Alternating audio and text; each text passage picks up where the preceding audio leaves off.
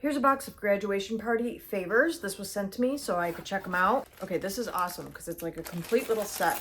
You've got a whole bag of these bottle opener keychains, and there is black and green. It says cheers to the graduate, and then here's the black one, cheers to the graduate. People can always use these, so this is excellent. But that's not all, because they also come with these little bags. So that's fun, and little cards. It says, thank you so much for celebrating my graduation. I really appreciate all your love, support, and encouragement.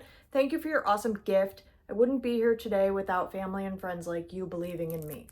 So that's really cool. I love useful party favors, because if you're going to have like little favors at the party table, make them useful. People use these all the time. And they're little keychains, so they're easy to carry around.